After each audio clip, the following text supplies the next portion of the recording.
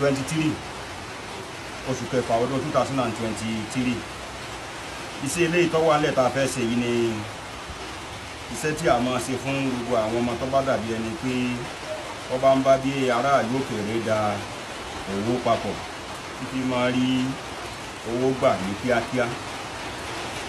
Iṣẹ́ eléyìí tá a bá ṣe iṣẹ́ yìí tán ọtí sinapu ni a ó máa fi lo iṣẹ́ náà ní láàárọ̀. Iṣẹ́ yìí ó dájú púpọ̀ ní ọ̀pọ̀lọpọ̀. Kò sí ẹnikẹ́ni tá a lè ṣe irú iṣẹ́ yìí fún gbọ́dọ̀ mọ́ ní owó bá ń gbárẹ̀ wá.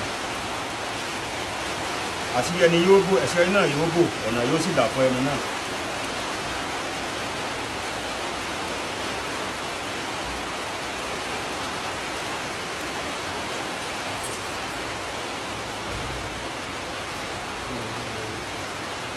Iṣẹ́ yìí dáa púpọ̀ lọ́pọ̀lọpọ̀ tó jẹ́ pé kò sí gbogbo ẹ̀yà yòówù tí wọ́n bá lo iṣẹ́ yìí ẹni náà kò gbọdọ̀ mọ́ ní owó gbà ní kíákíá.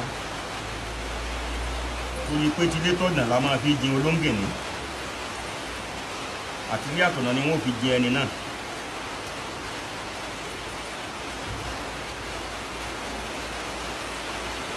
Owó àti ìkódẹ yìí ó gbọ́dọ̀ wọ ẹnu olóńgìní ìta pátápátá níbo ti ṣe wà ní. Iṣẹ́ náà yóò wá wà nínú agbada báyìí. A ó fi odidi àtàrí kan sí lẹ́gbẹ̀ẹ́ báyìí. Àtàrí odidi lélẹ́yìn. Eléyìí là máa pè ní àfòmọ́ orí èṣù. Ó ní eléyìí.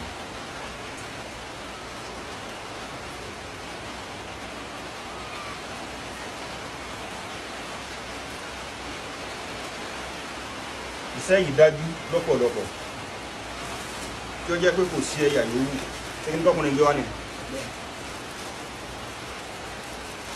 Tí a bá lo iṣẹ́ yìí fún ẹni náà yóò rí ọ̀nà owó gidi yóò sì là fún ẹni náà. Iṣẹ́ yìí dájú lọ́pọ̀lọpọ̀. Elédùmarè ó jẹ́ kó rí bẹ́ẹ̀ yóò ṣe bẹ́ẹ̀. Eléyìí tá a fẹ́ dáàbò lórí yìí ni ewé ajé. Ewé ajé òun ni eléyìí tá a fẹ́ dáàbò ní orí yìí. Tá a bá parí iṣẹ́ yìí tán ọtí sinapu ni a máa fi lò ní agbára ní ọwọ́ Elédùmarè. Kò sí ẹ̀dá yòówù àbí gbogbo ẹ̀dá yòówù tó bá lo iṣẹ́ yìí ẹni náà kò gbọdọ̀ mọ́ ní owó gbà ní kíákíá. Iṣẹ́ ilé yìí dájú tó pọ̀. Má bá wọn ṣoògùn owó wọ́n sì kálùjàn ní ọmọ gbé nǹkan wá fún ọ. Tó bá ṣe oṣó lé àsínà àṣírí bíbò tí ó dájú báyìí tọ́nù òfin là fún ọ tí wọ́n náà fi bẹ́gbẹ́ pé ó péjú ká máa wá oògùn owó kí ká máa ṣe oṣó lẹ̀ gbé wá lọ. Elédùmarè yóò gbàdúrà nípa iṣẹ́ ìkórè.